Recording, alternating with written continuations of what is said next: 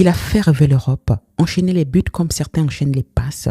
Pierre-Emerick Aubameyang, la flèche gabonaise, a illuminé Dortmund, porté Arsenal et goûté à la magie du Camp Nou. Mais la trajectoire du félin s'essouffle. À Barcelone, un début prometteur, mais pas de place sur la durée. À Chelsea, l'ombre de lui-même, après un passage éclair en Arabie Saoudite. À 36 ans, il fait son retour à Marseille. Pourquoi? Et quelle place trouvera-t-il dans un club qu'il connaît déjà?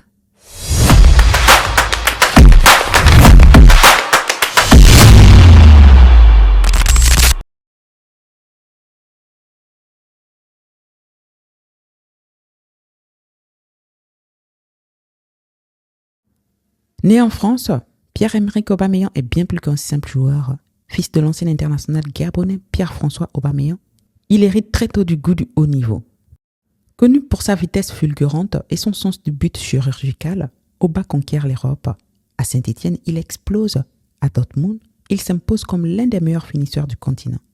À Arsenal, il devient capitaine et héros de Wembley. Son style est unique, flamboyant sur le terrain, extravagant en dehors, à l'image de ses célèbres chaussures incrustées de diamants. Malgré ses origines multiples et les sollicitations de la France ou de l'Espagne, Aubameyang choisit le Gabon.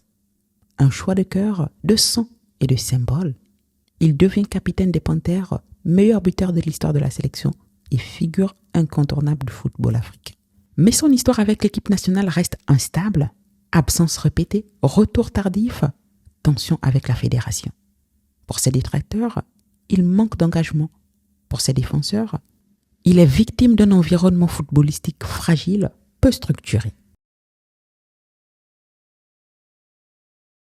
Sa carrière connaît ensuite des turbulences.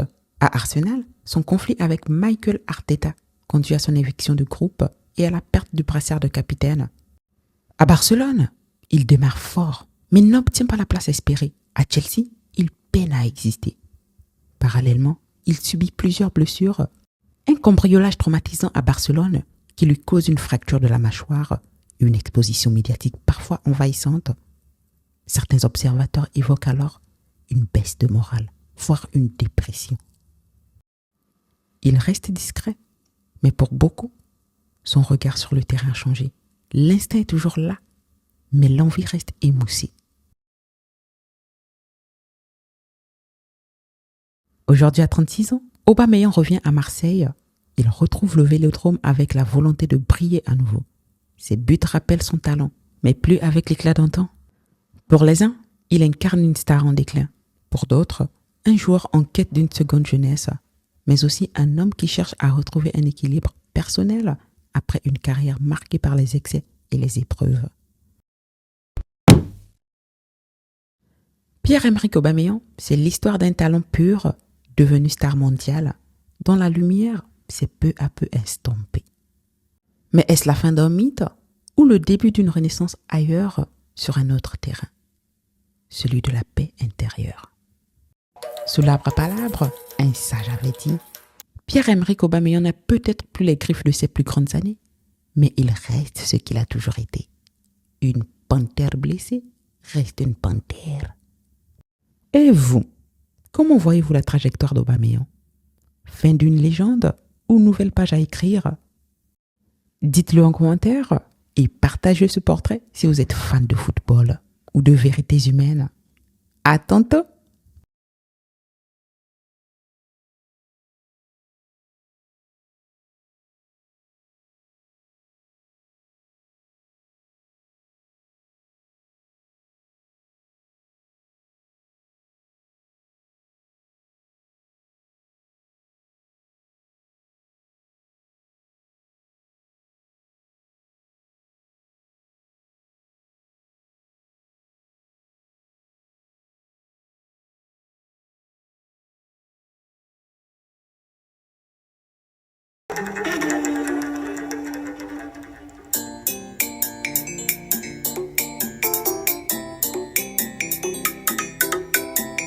Yo yo yo, vamwana nzendi haya.